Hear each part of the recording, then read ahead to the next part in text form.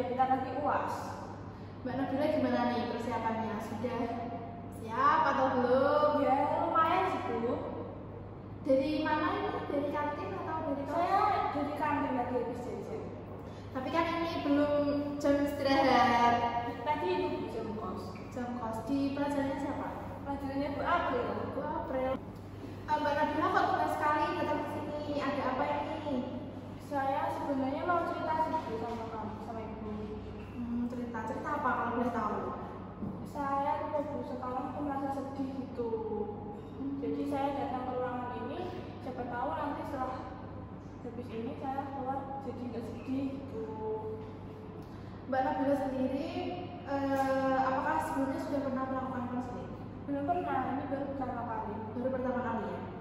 Jadi gini Mbak, konseling itu merupakan upaya bimbingan dari konselor untuk konseli. Nah di sini konselornya itu saya dan sebagai konselornya itu Mbak Nabila. Nah konseling ini bertujuan untuk membantu Mbak Nabila dalam menyelesaikan masalah, menemukan solusi gitu atas apa yang menjadi hambatan atau permasalahan yang sedang Mbak Nabila alami. Kalau Mbak Nabila bercerita tentang permasalahan yang Mbak Nabila alami, itu Mbak Nabila nggak usah takut untuk nanti semuanya kedengeran atau ceritanya menyebar, karena dalam konseling sendiri itu terdapat beberapa asas. Yang pertama ada asas kerahasiaan. Nah asas kerahasiaan ini gimana Mbak Nabila dalam menceritakan itu bersifat rahasia. Jadi yang mengetahui permasalahan Mbak Nabila itu hanya saya dan juga Mbak Nabila sendiri. Yang kedua ada asas keterbukaan, di mana Mbak Nabila dalam bercerita itu silahkan Mbak Nabila ungkapkan secara terbuka, tidak ada yang ditutup-tutupi dan juga tidak ragu. Karena nantinya ketika Mbak Nabila bercerita setengah-setengah atau tidak keseluruhan itu akan mempengaruhi hasil konseling kita. Yang terakhir ada asas kesukarelaan. Asas kesukarelaan ini Mbak Nabila datang ke sini itu secara sukarela, tidak ada paksaan dari teman, dari guru atau bahkan dari orang tua Mbak Nabila sendiri. Dan sekarang ibu mau tanya, Mbak Nabila itu datang ke sini apakah secara sukarela atau ada paksaan? Saya datang ke sini secara sukarela sih Bu. Baik, kalau secara sukarela, dan perlu Mbak Nabila ketahui juga dalam konseling itu terdapat kontrak layanan waktu. Nah kontrak layanan waktu itu kita sepakati berdua untuk kita nanti konseling maunya berapa menit. Dari Mbak Nabila sendiri butuh waktu berapa? Mungkin 40 menit saja cukup sih Bu. 45 menit itu juga sudah efektif untuk kita melakukan konseling. Baik, kalau begitu bisa kita mulai ya Mbak untuk sesi konseling hari ini. Dan Mbak Nabila bisa menceritakan permasalahan yang sedang Mbak Nabila alami secara terbuka dan terbuka. Jadi gini Bu, kan di kelas tuh kayak sering gitu loh kelompokan belajarnya. Nah saya tuh kan mencoba mengusulkan pendapat ya, tapi pendapat saya tuh nggak pernah dipakai sama teman-teman. Jadi Mbak Nabila itu sistem belajarnya di kelas-kelas itu berkelompok. Iya sering. Dan Mbak Nabila ketika menyampaikan pendapat itu nggak dihargai atau nggak didengar oleh teman-teman satu kelompoknya Mbak Nabila. Iya. Nah sekarang aku mau tanya, dari skala 1 sampai 10 itu kira-kira perasaan Mbak Nabila sekarang ini ada di nomor berapa? 9 sih Bu. 9, tinggi juga ya? Iya. Mbak Nabila ini merasa nggak dihargai ketika Mbak Nabila itu berpendapat dan juga menyampaikan pendapatnya ke teman-teman satu kelompok. Iya Bu. Sekarang ibu mau tanya ke Mbak Nabila, kira-kira nih Mbak, dari skala 1 sampai 10 itu perasaan Mbak Nabila saat ini di nomor berapa?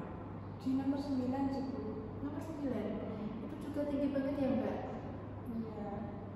Kalau untuk sistem berkelompok itu kan secara bersama, secara satu kelas. Nah itu Mbak Nabila lakukan secara setiap hari atau dalam hari-hari tertentu aja?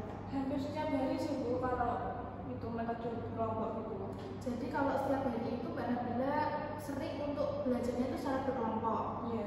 Itu menyelesaikan tugas satu terus dikerjain satu kelompok atau individu namun berbentuk diskusi. Satu tugas satu kelompok gitu Bu. Nanti dikerjakannya secara bersama-sama. Terus nanti teman-teman anggota kelompok dapat menyampaikan pendapat untuk menyelesaikan tugas-tugas suatu hari Mbak Nabila itu kan berpendapat dan juga tidak digunakan pendapatnya. Itu gimana perasaan Mbak Nabila? Ya saya merasa nggak berharga, merasa nggak berguna, merasa nggak ada gitu, merasa nggak dianggap pokoknya. Nanti Mbak Nabila itu merasa kalau Mbak Nabila ada dan juga tidak ada itu sama saja. Ya. Sekarang gini Mbak, apakah dengan Mbak Nabila tidak digunakan pendapatnya 1 atau 2 kali saja itu Mbak Nabila merasa nggak dihargai? Enggak. Ataukah Mbak Nabila merasa nggak berguna? Enggak. Gini ya Mbak, kalau sistem berkelompok itu kan secara bersama. Sekarang coba Mbak Nabila pikirkan, kalau memang satu kelompok itu berpendapat semua, apakah pendapat tersebut akan dilakukan semuanya? Enggak, jadi masih dipilih 1 atau 2 gitu. Nah, Mbak Nabila kan juga sudah memiliki pemahaman kalau pendapat dalam berkelompok itu tidak digunakan semuanya dan juga dipilih. Kira-kira jika Mbak Nabila berpendapat itu tidak digunakan pendapatnya atau tidak dilaksanakan, kira-kira gimana? Pendapatnya Mbak Nabila itu apakah sudah efektif untuk digunakan dalam berkelompok atau ada yang lain lagi? Mungkin pendapat saya itu kurang efektif gitu Bu, lebih efektif punya teman-teman yang lain, makanya pendapat saya nggak dipakai saat itu. Ya Mbak Nabila, Mbak Nabila perlu ingat juga dalam berkelompok itu kan sifatnya bersama-sama. Nah, ketika berpendapat itu secara anggota kan menyampaikan, Mbak Nabila itu sudah bagus, sudah berani berpendapat, sudah berani menyampaikan pendapatnya di depan teman-teman, itu sudah sangat luar biasa sekali. Begitu juga dengan teman-teman Mbak Nabila. Ketika Mbak Nabila sudah berpendapat dan juga teman-teman satu kelompok itu menyatukan pendapat-pendapatnya, itu kan juga nggak semuanya dilakukan. Pasti ketua kelompok Mbak Nabila juga akan memilah-milah pendapat gimana pendapat yang efektif dilakukan untuk membangun dinamika kelompok Mbak Nabila. Nah, kira-kira jika nantinya atau besok bahkan lusa ya Mbak, ketika ada pembelajaran sistem berkelompok lagi, Mbak ambil dalam pelajaran kemarin itu apa? Mungkin saya kalau ada kerja kelompok lagi itu saya akan berpendapat yang lebih efektif lagi Bu, agar bisa digunakan sama teman-teman. Bagus banget Mbak Nabila. Jadi ketika Mbak Nabila berpendapat untuk juga memikirkan apakah pendapat Mbak Nabila itu efektif untuk digunakan secara bersama-sama atau tidak. Nah, Mbak Nabila ketika berpendapat itu juga harus memikirkan gimana ketika pendapat saya ini digunakan ya, atau feedbacknya apa untuk kelompok Mbak Nabila. Iya Bu, saya akan mencoba lebih baik lagi ke depannya. Gimana ketika Mbak Nabila sudah bercerita dan menyampaikan hambatan yang sedang Mbak Nabila alami, apakah Mbak Nabila sudah memiliki pemahaman baru mengenai cara berpendapat yang lebih baik? Iya, sudah Bu, saya sudah memiliki pemahaman yang lebih rasional sih Bu daripada yang tadi.